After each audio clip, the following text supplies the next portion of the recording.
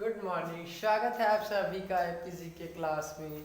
हम लोग पढ़ने चल रहे हैं आपका शीर्षों। देखो क्या पढ़ रहे हैं, पहले प्रश्नावली 7.3। देखो क्लियर दिख रहा है, स्पष्ट आ रहा है। प्रश्नावली 7.3 स्पष्ट आ रहा है। प्रश्नावली 7.3 ठीक है। फिर क्या है, प्रश्न नंबर 3 दिख रहा है ना। चलिए देखिए क्या कह रहा है। शीर्षों 0, -1, 2, 1 और 0, 3 वाले त्रिभुज की वाला जो त्रिभुज है भैया, ये एक दो तीन निर्देशांक दिया गया है। इन निर्देशांकों के लिए बता रहा है कि निर्देशांकों वाला बता रहा है कि शीर्षों 0, -1, 2, 1 और 0, 3 वाले त्रिभुज वाला जो त्रिभुज दिया गया है, इस त्रिभुज की जो भुजाएं हैं, इन भुजाओं के मध्य बिंदु, भैया कह रहा है त्रिभुज हो गया। इस त्रिभुज की दो भुजाएं हैं, वैसे 3 भुजाएं दी हैं। तो इन भुजाओं के मध्य बिंदु, भुजाओं की क्या कह रहा है, मध्य बिंदु। ये भुजा के मध्य बिंदु यहाँ, तो भुजाओं के मध्य बिंदुओं से बनने वाले त्रिभुज, मध्य बिंदु से एक त्रिभुज बनेगा, ऐसे नहीं बनेगा। बनने वाले त्रिभुज का क्षेत्रफल ज्ञात कीजिए। बनने वाले त्रिभुज का क्या ज्ञात करना है, यानी इस त्रिभुज का आपको क्या ज्ञात करना है, क्षेत्रफल ज्ञात करना है। समझ रहे हैं ना।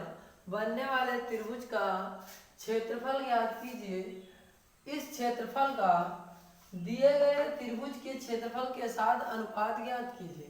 बड़ा लंबा प्रोसेस है। आपके पहले दिया है भैया, शीर्ष दे रखा है 0, -1, 2, 1 और 0, 3। इनके पहले भैया क्या ज्ञात करना है, पहले इनका त्रिभुज का क्षेत्रफल ज्ञात करना है ना। यानी यूं मान के तो चले, तो पहले ए बड़ा सा बना लेते हैं, फिगर बना लेते हैं।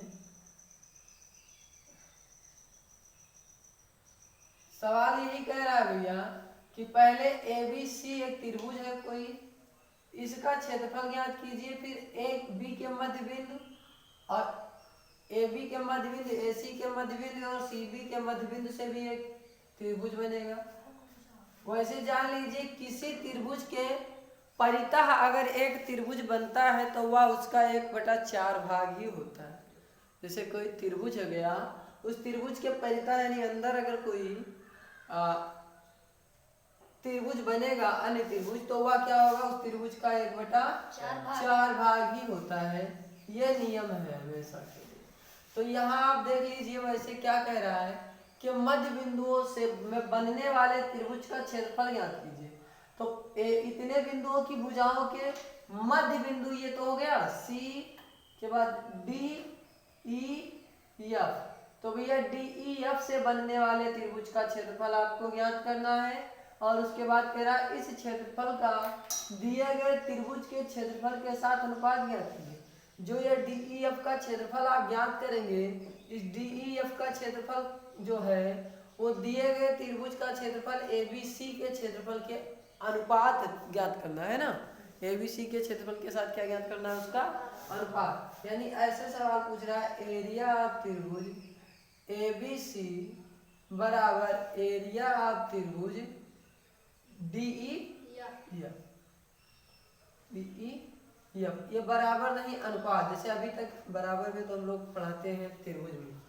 यहाँ क्या ज्ञात करना है हमें, अनुपात, एरिया त्रिभुज डी ई एफ का अनुपात, ऐसे ज्ञात करना है। तो देखो ए बी सी हमारा तो एक होगा ही पूरा पूरा है ना, क्षेत्रफल का अनुपात। मान लीजिए कुछ भी है, वो 20 है और ये वो 20 होगा, तो ये 1/4 भाग ही होगा। तो 20 का 1/4 भाग क्या हो जाएगा, 4 से भाग हो जाएगा, ये तो हो जाएगा। यानी जो भी होगा तो ये इसका क्या होता है, हमेशा 1/4 ही होता है। और आपको अनुपात ही ज्ञात करना है, तो इसलिए अनुपात बनेगा 1/4। अनुपात तो निश्चित है पहले से ही। चलिए हम देखते हैं क्या कह रहा है सवाल। पहले तो पहले हम त्रिभुज ए बी सी का क्षेत्रफल ज्ञात करते हैं त्रिभुज के सूत्र से। त्रिभुज ए बी सी का क्षेत्रफल ज्ञात कर लेंगे, है ना। और किस सूत्र से लगा लेंगे, त्रिभुज एबीसी का क्षेत्रफल आप जानते हो, अभी तक त्रिभुज के क्षेत्रफल को पढ़ लिया है आपने। हाँ, कल आपने पढ़ा था भैया, एक सर्कल बना करके हमने ट्रिक से बता दिया था। 1/2 ब्रैकेट में होगा यक्स, ऐसे ब्रैकेट में वाई माइनस वाई, यही तो किया था। शुभम नहीं थे, आप देख लीजिए, ठीक है। और प्लस यहाँ लग जाएगा, फिर यक्स रहेगा, फिर ब्रैकेट में वाई माइनस वाई, फिर ब्रैकेट बंद रहेगा, फिर यहाँ प्लस लगा रहेगा यक्स और इंटू वाई माइनस वाई यहाँ रहेगा। ऐसे आपको लगाना है, फिर ब्रैकेट इधर से बड़ा वाला बंद हो जाएगा। यहाँ देख लो, यही मेरे को बताना है, ये एक सर्कल बना हुआ कर रहा है ना, 1 2 3। तो पहले नंबर 1 है ना, दूसरा नंबर 2, फिर आई जाए 3, ऐसे साइकिल घूमत ही 1 2 3। अच्छा दूसरा जब यहाँ से खत्म होगा तो ये से चालू हुई, तो x 2 हो जाए और y का हो जाए 3 हो जाए, और 3 के बाद y आई तो कितना आई, फिर यहाँ खत्म होगा, यहाँ चालू हुई तो x 3 से चालू हुई, तो पहले 3 के बाद एक तो आई और उसके बाद फिर कितना आई 2। ये समझ रहे हैं, इसमें तो कोई दिक्कत नहीं है, ठीक है। इसमें तो कितने का कोई समस्या होगी तो कमेंट बॉक्स में कमेंट जरूर कीजिएगा। और इसके बाद हम लोग लगाने चलेंगे इसी के आधार पर। निर्देशांक आपके पास दिया है, निर्देशांक कितना दिया है, एबीसी का क्षेत्रफल ज्ञात करने के लिए निर्देशांक आपके पास है 0, -1 और क्या है 2, 1, 2, 1 और क्या है 0, 3। देखो यक्स ऐसे सबका मान निकाल दो, पहले यही मान सेट कर देते हैं हम लोग, है ना। देखो x1 y1 x3 y3, very good. अरे तो मामूली काम नहीं, आप लोग पढ़ाई करते हो दिन रात तो। चलो देखो बराबर 1/2 ब्रैकेट में। अब x1 का मान कितना होगा, तो आपको पता है x1 का मान ये हमारा आ रहा है 0, यही तो आ रहा है x1 का मान। और ब्रैकेट y2 का मान कितना आ रहा है, देखो 1, और -y3 का मान कितना आ रहा है 3 तो आ रहा है। देख लो फिर प्लस लग जाएगा, x2 का मान कितना है, x2 का मान ये कितना आ रहा है 2, दिख रहा है सबको, x2 का मान कितना आ रहा है 2 आ रहा है। अच्छा यहाँ प्लस लगा दे हैं, y3 का मान कितना है 3, तो इंटू y3 का मान 3 माइनस y1 का मान कितना है y1 का मान -1। अच्छा यहाँ -1 है, यहाँ माइनस पहले से सूत्र से लगा है, तो माइनस और माइनस क्या हो जाएगा +1, और प्लस लग गया x3 का मान कितना है x3 0 है। और देखो इंटू y1 का मान कितना है ये -1, और माइनस सूत्र से है तो माइनस ही रहेगा, और y2 का मान कितना है 1। बस इतने तो काम करना है, 1/2। अब देख लो ब्रैकेट बंद, काजल दिख रहा है, देखो दिख रहा है ना, दिख रहा तो इधर हो जाओ ना। देखो 0, अब यहाँ तो 0 रहेगा, लेकिन 1 से 3 घटाएंगे तो -2 कितना हो जाएगा -2, और -2 से 0 में गुणा होगा क्या हो जाएगा 0। दरिद्र वाले का भैया कोई दरिद्र के लगे बैठाए दे, कोई नीक मने का कोई दरिद्र के लगे बैठाए दे, वो तो क्या हो दरिद्र है भाई। हाँ तो 0 दरिद्र हो। देखो 3 और 1 जुड़ जाएगा ना, क्योंकि यहाँ प्लस है यहाँ भी प्लस है, तो 2 ब्रैकेट में 3 और 1 4 हो जाए प्लस। देखो माइनस माइनस जुड़ जाएगा, 0 सूत्र से है, 0 गुणे में है, और माइनस माइनस जुड़ जाएगा प्लस, 1 1 2। आपसे सवाल बताया कि समान चिन्ह जुड़ता ही है, minus minus plus plus plus plus, तो माइनस माइनस क्या हो जाएगा प्लस, लेकिन चिन्ह क्या रहेगा माइनस। तो यहाँ एक 91 ना होगी, एक 2 होगी -2, समझ रहे हैं ना। गुणा नहीं हो रहा है, जुड़ तो रहा है, जुड़ेगा तो -1 किया है और -1 किया है, 2 -1 और -1 बराबर 2 -2। 1 रुपया जैसे तुम पुष्कर का बाकी हो, 1 रुपया तुम अभिषेक के बाकी हो, तो बाकी हो कर्जा हो, कर्जा तो माइनस तो लागू, तो -1 रुपया पुष्कर से, -1 रुपया अभिषेक से, तो 1 2 रुपया तो बाकी हो, तो वही चीज़ इसमें लिखा। देखो बराबर 1/2। अच्छा बड़ा ब्रैकेट लगेगा, आप देख लो 0 से गुणा हुआ तो कितना हो गया प्लस 2 से 4 में हुआ 2 चौक प्लस 0 से 2 में हुआ। अच्छा यहाँ बच रहा है आपका केवल 8 तो बच रहा है और गुणे 1/2। हम लोग कुछ आधे ये बीचों गुणा कहाँ से आया तो कहते हैं हाँ ब्रैकेट है तो यहाँ कोई निशान नहीं है तो इसके बीच में निशान होगा गुणे का निशान होगा। ठीक है तो अब जैसे यहाँ ब्रैकेट था इसके बीच कोई निशान नहीं था तो गुणे का निशान था तब तो गिरेंगे हम 0 और नहीं तो मान लीजिए यज्ञ लिखा हो तो इसी तो भैया देंगे। अब वैसे यज्ञ लिखा हो बीचों ऐसे 0 रहा इसी प्लस लागो या प्लस नहीं खाली माइनस 0 लिखा रहा -2 लिखा हुआ तो क्या हो जब -2 बच जाए है ना। यहाँ तो पूरा 0 होएगा सब सिस्टम हो क्योंकि गुणा है बीच में क्या है। अरे समझ नहीं पाए मान लीजिए ऐसे लिखा है तो क्या होगा 0 में से 2 घटता ही तो -2 रहता है पहुंच रहे इतनी। अब देखो यज्ञ से आपको पता है कि 8 के नीचे बटा यज्ञ माना जा सकता है माना जा सकता है ना। तो अंश का अंश में गुणा होता है हर का हर में गुणा होता है यही तो होता है यही होता है ना। भाग में अंश का गुणा हर से और हर का गुणा अंश से हो जाता है लेकिन जब गुणे में हम रहते हैं तो गुणे में अंश का गुणा अंश से और हर का गुणा हर से तो 8 है करना 8 बटा 1 2 के 8 बटा 2 2 से काट दो कितना 4 वर्ग मात्रक 4 वर्ग मात्रक आएगा एबीसी का क्षेत्रफल। आप लोग इसे एक बार स्क्रीनशॉट ले लें हम नीचे दिखाने चल रहे हैं। देखो अभी आपको निर्देशांक जो दिया है वो कितना दिया है जैसे 0 कामा -1 ये का दे दिया बी का कितना दे दिया 2 कामा 1 दे दिया है और सी का कितना दे दिया है 0 कामा 3 दे दिया है। आपको बता दें कि ये निर्देशांक जो दिए गए हैं ये निर्देशांक त्रिभुज के क्षेत्रफल के मतलब बड़े वाले त्रिभुज के हैं। बात अभी क्या कह रहा है ध्यान से पढ़ो शीर्षों जी इतना इतना इतना वाले त्रिभुज की भुजाओं के मध्य बिंदुओं तो अभी भुजा के मध्य बिंदु यानी DEF हम लोग निकलवे नहीं किए ना अभी DEF निकाली ना भुजाओं के मध्य बिंदुओं का क्षेत्रफल ज्ञात कीजिए है ना। भुजाओं के मध्य बिंदुओं से बनने वाले त्रिभुज का क्षेत्रफल ज्ञात कीजिए तो अभी भैया इनके मध्य बिंदु से जो त्रिभुज का क्षेत्रफल बनेगा वो ज्ञात करना है। तो इसे एक बार स्क्रीनशॉट ले लीजिए फिर हम बताते हैं जिससे इनका मध्य बिंदु क्या होगा कैसे होगा इसी आकृति से क्लियर हो जाए। मध्य बिंदु ज्ञात करना तो लगभग आप सभी लोग जानते हैं ना। मध्य बिंदु ज्ञात करने का सूत्र क्या होता है हाँ x1 जैसे डी का मध्य बिंदु ज्ञात करना है तो देखो AC हमारा बिंदु हो गया और AC में D का मध्य बिंदु ज्ञात करना है तो x1 प्लस x2 अपान 2 ध्यान से देखो x1 प्लस x2 अपान 2 और y1 प्लस y2 अपान 2 तो 0 0 डिवीजन भी आएगा। चलो एक बार स्क्रीनशॉट लीजिए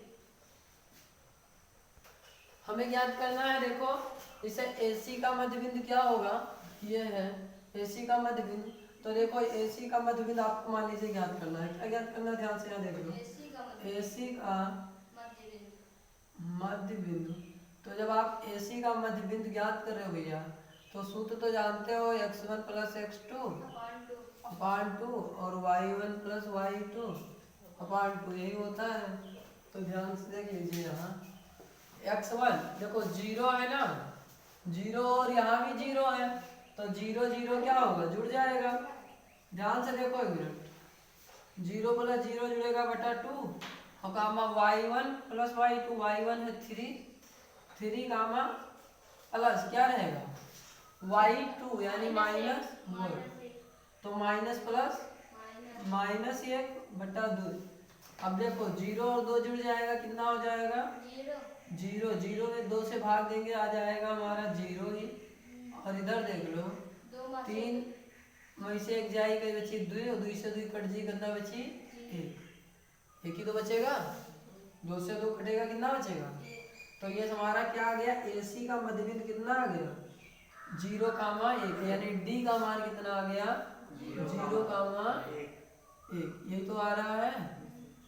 कोई समस्या अब देख लो AB का मध्य बिंदु बात कर रहा है AB का मध्य बिंदु ध्यान से देख लो अब AB का मध्य बिंदु ये भी वही सूत्र लगेगा x1 x2 है ना। तो यहाँ हम देख ले ए बी, ए को पहले कर दिए हैं तो ए को पहले की, यहाँ हमारा सी ए का मध्य बिंदु, ध्यान रखना सी, क्योंकि हमने x1 इसे माना है, सी ए का मध्य बिंदु। फिर ए बी का मध्य बिंदु, ए बी किसे मान ले रहे हैं, ए है हमारा 0 का, चलो सीधा सीधा वही चलते हैं, x1 x2, x1 यही तो है ए बी में, x1 ये है ना, x1 कितना है, सो रहे हैं क्या सब लोग,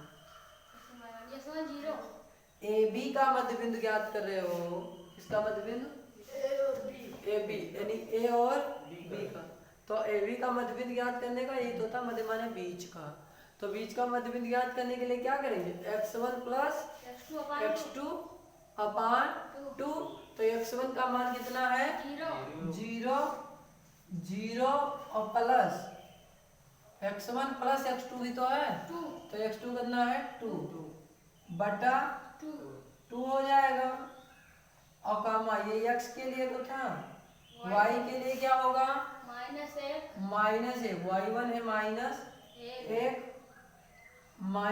1 प्लस क्या है 1, तो माइनस 1 प्लस 1 बटा 2। अब देख लो 0 और 2 जुड़ेगा कितना आ जाएगा 2 बटा 2 आ जाएगा ना, और कामा 1 1 जुड़ेगा 2 बटा 2 यहाँ भी आ जाएगा, तो 2 से 2 कट जाएगा माइनस 1 और 2 से 2 कट जाएगी प्लस 1, यानी यहाँ कितना आ जाएगा माइनस 1 कामा 1। समझ रहे हैं ना, इतने में तो कोई दिक्कत नहीं है। चलिए अब हम बात करते हैं ए बी के बजाय सी बी की, किसकी बात करते हैं सी बी की। सी बी का मध्य बिंदु क्या होगा, सी बी का मध्य बिंदु, ये मध्य बिंदु समझ में ना आया हो तो बता दे अभी, -1 कामा 1। अच्छा सी बी का मध्य बिंदु हमारे क्या होगा, सी बी का मध्य बिंदु यानी एफ का मध्य बिंदु, एफ में ज्ञात करना है एफ का मान, तो यहाँ देख लो 0 और 2 जुड़ जाएगा, कितना जुड़ेगा 0 प्लस 2 बटा 2, और y के लिए क्या जुड़ेगा 3 प्लस 1 बटा 0 2 जुड़ेगा 2 बटा 2, 2 से 2 कट जाएगा 1, कामा 3 1 4 4 बटा 2, 2 से 4 कट जाएगा 2, यानी कितना आएगा 1 कामा 2, यही तो 1 कामा 2 आ जाएगा। ठीक है 1 कामा 2 यहाँ लिख दीजिए, 1 कामा 2। अब हम बात करते हैं इस पर, सीधा सवाल लगाएंगे इसी के आधार पर। अब हम इसका सवाल कैसे लगाएंगे,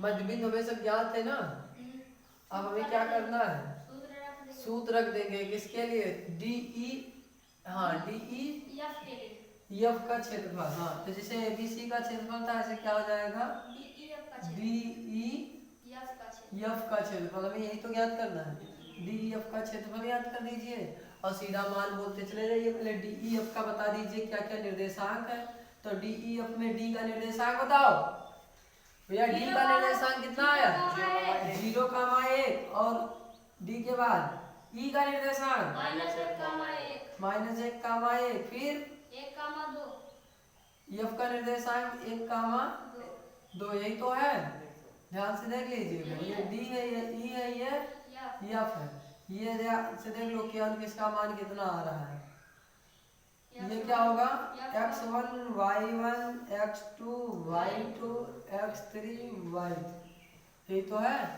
चलो मान रखते चले जाओ, 1 बटा 2 रहेगा सूत्र से, x1 का मान कितना है हमारा 0, कितना है 0, और गुणे y2 कितना है हमारा, जल्दी बोलो y2, यही तो है, y2 कितना है 1, माइनस y3 कितना है y3 कितना है 2, ये तो है, और प्लस x2 हमारा कितना होगा, यानी ये आ जाएंगे -1, यही तो हो जाएगा -1, और गुणे y3 हमारा कितना है 2, माइनस y1 हमारा कितना है y1 1, और प्लस फिर लग जाएगा वो x3 हमारा कितना है 1, और इंटू y1 हमारा कितना है 1, और माइनस y2 हमारा कितना है 2, y2 हमारा 1 है, कितना है 1, बड़ा ब्रेक, ध्यान से देखो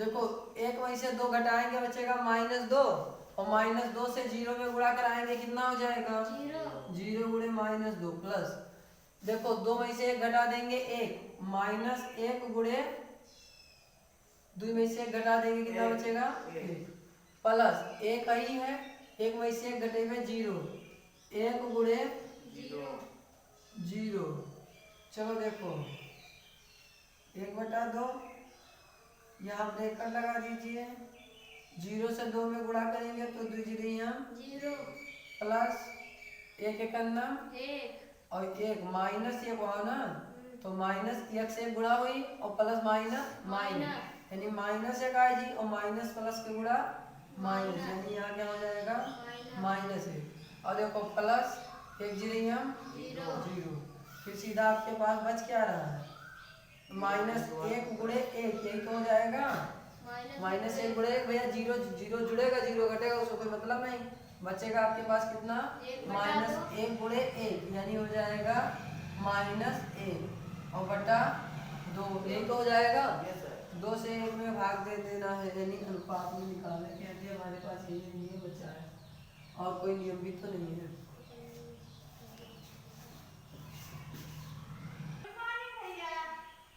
में से 2 घटाए जब थे 0 में से 2 घटाए तो कितना बचेगा 0 में से 2 घटाएंगे तो -2 और -2 और 0 का गुणा हो जाएगा तो 0 और यहाँ देखो 2 में से 1 घटाए तो कितना बचा 1 और 1 से 1 का गुणा होगा तो 1 करना प्लस 1 और प्लस देखो 1 में से ये क्या लिखा 0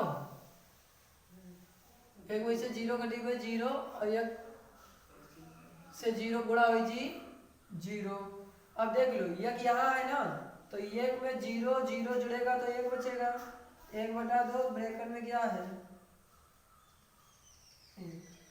1 से 1 में गुणा हो जाएगा कितना हो जाएगा ये देखो हमारा क्या है 1 से 1 में गुणा होगा 1 से 1 में गुणा होगा नहीं